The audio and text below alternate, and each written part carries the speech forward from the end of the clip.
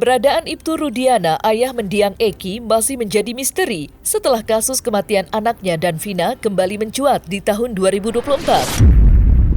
Seperti diketahui, setelah memberikan klarifikasi soal kasus kematian Vina dan Eki, Ibtu Rudiana mendadak menghilang, alias tidak diketahui keberadaannya. Sikap Ibtu Rudiana yang sulit untuk dihubungi, kini akhirnya menimbulkan tanda tanya besar dan kecurigaan publik.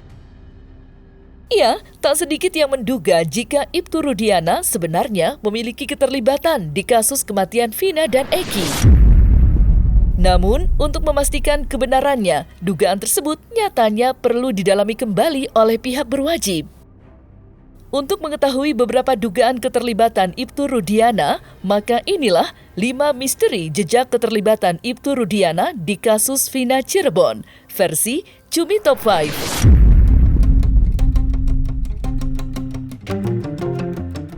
Pada tahun 2016 silam, Ibtu Rudiana, ayah mendiang Eki, disebut menangkap langsung 8 terpidana kasus Vina Cirebon tanpa surat resmi. Seperti diketahui, Ibtu Rudiana menjabat sebagai Kanit Narkoba Polresta Cirebon, yang artinya tugas tersebut bukanlah wewenang Ibtu Rudiana. Dugaan penyalahgunaan wewenang Ibtu Rudiana pun kini disorot banyak pihak, termasuk pengacara Otto Hasibuan serta politikus Deddy Mulyadi. Lantas, seperti apa pandangan mereka terkait penyalahgunaan kekuasaan yang dilakukan oleh Ibtu Rudiana? Dan menurut cerita di dalam mereka ini, yang menangkap ini adalah ayah korban, polisi. Sebenarnya dia tidak boleh ikut di sini, konflik of interest nih.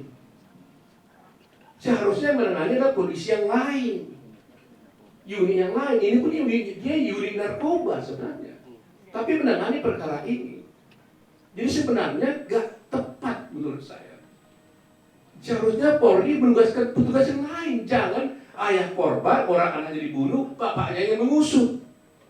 Pasti tidak objektif. Saya tidak menuduh dia bersalah dan sebagainya, tapi pasti secara emosional itu pasti tidak bisa objektif, tidak tepat. Pak Rudiana kan waktu itu Kanit Narkoba. Coba buktikan surat perintah penangkapannya dari siapa?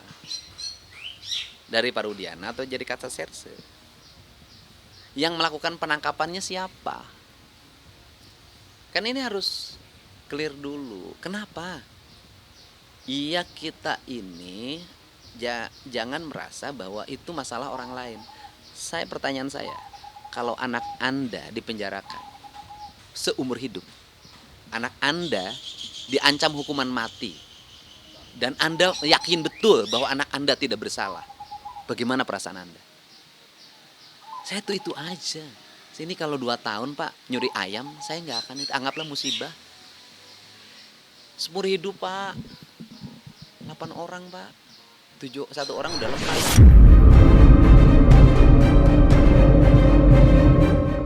Pasca kasus Vina Cirebon kembali naik ke permukaan, Ibtu Rudiana hingga saat ini masih menghilang dan sulit untuk dihubungi.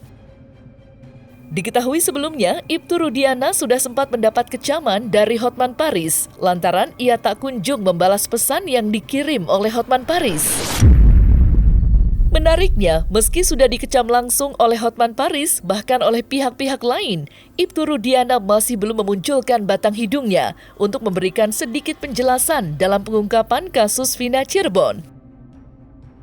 Lantas, seperti apa kekecewaan Hotman Paris terhadap sikap Ibtu Rudiana? Bapaknya Eki itu saya sangat kecewa.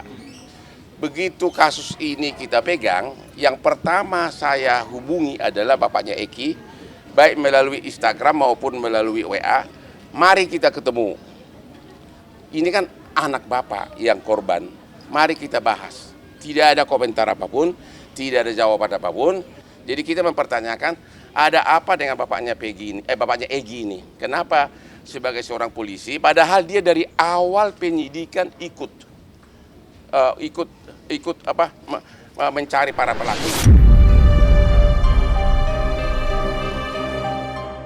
Kuasa hukum keluarga mendiang Vina, Hotman Paris, sempat mengaku didatangi oleh utusan yang diduga dari Ibtu Rudiana, ayah mendiang Eki, korban kasus kematian bersama Vina di Cirebon. Menurut pengakuan Hotman Paris, utusan Ibtu Rudiana tersebut meminta dirinya untuk bersedia menjadi kuasa hukum keluarga mendiang Eki. Selain itu, Hotman Paris juga menyebut bahwa utusan Ibtu Rudiana membawa pesan terselubung terkait Peggy Setiawan, tersangka kasus kematian Vina dan Eki. Lantas, seperti apa pesan terselubung utusan Ibtu Rudiana? Dan apakah Hotman Paris bersedia menjadi kuasa hukum keluarga mendiang Eki? Kami juga sangat mempertanyakan atas perilaku dan sikap dari Pak Rudiana, bapak dari almarhum Eki. Begitu kami ditunjuk sebagai kuasa hukum dari keluarga Vina, kami langsung mencoba berkomunikasi dengan Bapak Rudiana untuk saling tukar pikiran karena anaknya kan yang korban si Eki. Tapi kami tidak ditanggapi apapun. Tidak ditanggapi apapun. Namun tiba-tiba ada seorang oknum dan oknum polisi mengaku utusan dari Pak Rudiana ini mau menunjuk kami sebagai kuasa hukumnya. Tapi ada pesan terselubung di mana bahwa Pak Rudiana itu yakin pelakunya adalah Peggy. Ya. Ada apa nih? Kenapa baru sekarang bereaksi? Dan akhirnya kami dari tim hukum Nenona menolak menjadi kuasa hukum dari Pak Rudiana karena kami melihat mempertanyakan ada apa. Padahal dialah yang dari awal mengikuti kasus ini. Dialah dilaporkan peristiwa ini oleh saksi-saksi. Dan juga kenapa dia diam selama ini? Kenapa baru sekarang? Sehingga seolah-olah targetnya yang penting Peggy dihukum selesai, kasus ini selesai, rakyat puas. Dan itu tidak mungkin.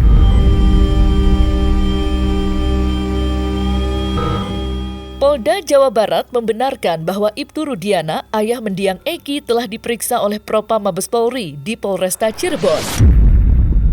Namun, hasil keterangan dari pemeriksaan Ibtu Rudiana dinyatakan bahwa tidak ada pelanggaran kode etik yang dilakukan oleh Ibtu Rudiana.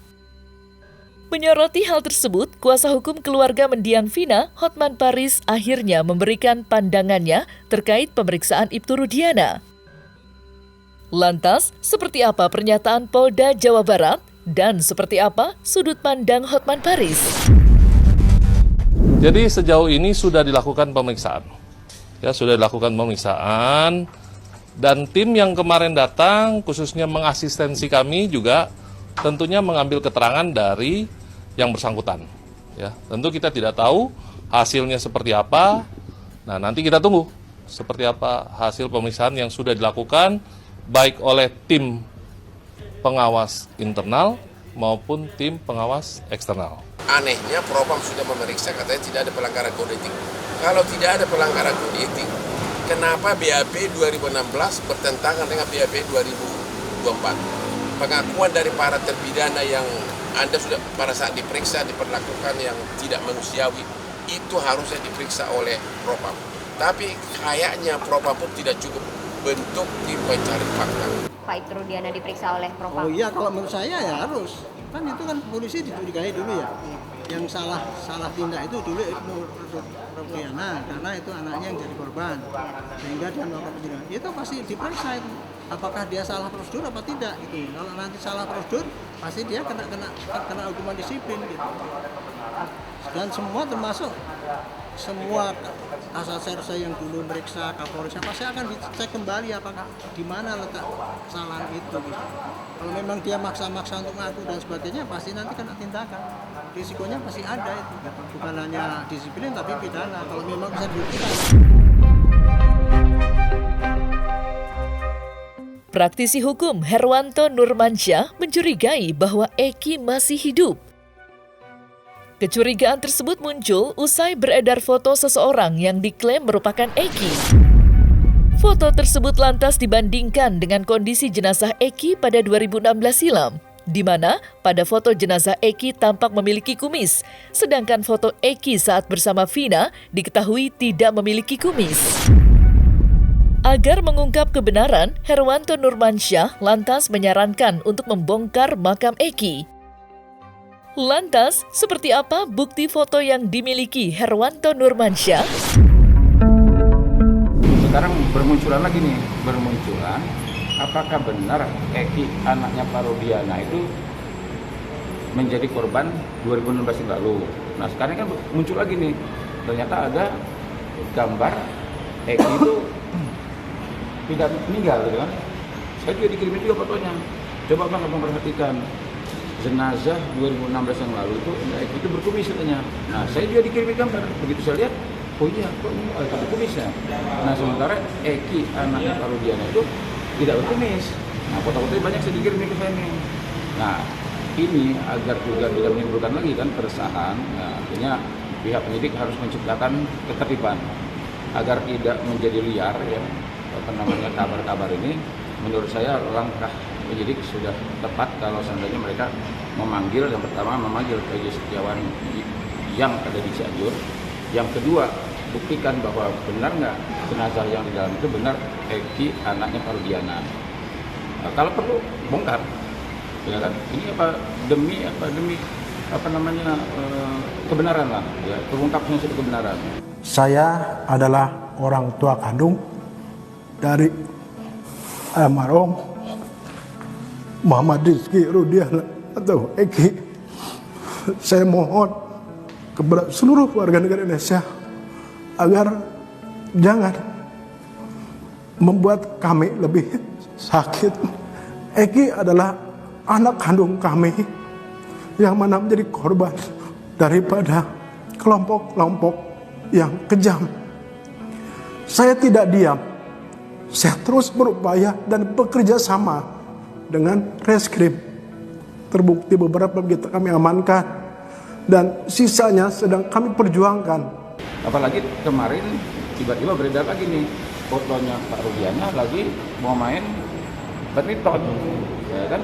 Nah sementara kan anak-anak media kemarin mengejar Pak Rudiana ini kan alasannya terakhir itu kalau nggak salah ada media yang datang ke sana, dia mengatakan saya butuh ketenangan, saya mau ini dulu. Nah tapi lucu kalau sekarang ternyata dia bisa main badminton gitu kan. Nah ini menambah keyakinan masyarakat. Apakah benar kalau dia itu sebagai orang tua korban kok bisa setenang itu, kok bisa diam 1000 bahasa? Nah ini harus dijawab.